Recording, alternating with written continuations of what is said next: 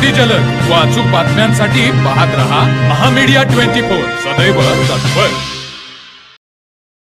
ही घटना रुकडीच्या रमामाता आंबेडकर नगर परिसरात घडली। श्रावस्ती अनुत्तर कांबळे ही 2.5 वर्षाची बालिका आपल्या भावासोबत घरासमोर खेळत असताना भटक्या कुत्र्याने अचानक तिच्या भावावर हल्ला केला। त्याला वाचवताना श्रावस्तीच्या हाताला गंभीर दुखापत झाली। कुत्र्याने तिच्या हाताचे लचके तोडले असून ही घटना पाहून परिसरामध्ये खळबळ उडाली आहे। रुकडी तालुका हातकणंगले येथे गल्लोगल्ली सार्वजनिक रस्त्यावर भटक्या कुत्र्यांचा खुलावावर पाहायला मिळतोय। एवढी कुत्री अकस्मात वाढली कशी याचा शोध ग्रामपंचायतने घेतला पाहिजे। शहरातील पकडलेली कुत्री गाडीत भरायची आणि शेजारील गावच्या माळावर सोडायची असा एक कलमी कार्यक्रम शहरी बाबूंसाठी आखला गेला। मग खेड्यामधील नागरिकांनी दात कोणाकडे मागायची अशी अवस्था या भटक्या कुत्र्यांमुळे झाली आहे। ही भुकावलेली कुत्री अन्नासाठी जिवंत माणसांवरही हल्ला करू लागली आहे।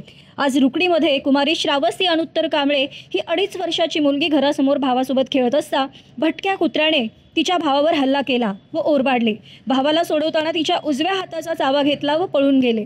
याच कुत्र्यांनी गावातील अन्य भागात 6 जणांना जखमी केले असून या सर्वांवर प्राथमिक आरोग्य पथक रुकडी येथे प्रथमोपचार करून काहींना CPR रुग्णालय कोल्हापूर तर काहींना IGM हॉस्पिटल इचलकरंजी येथे पाठवण्यात आले। या घटनेमुळे नागरिकांमध्ये भीतीचे वातावरण पसरले आहे।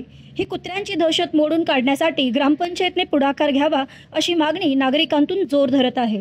तर मग चला सबस्क्राइब करायला विसरू नका महामीडिया 24 न्यूज चॅनलला। महामीडिया 24 सदैव तत्पर।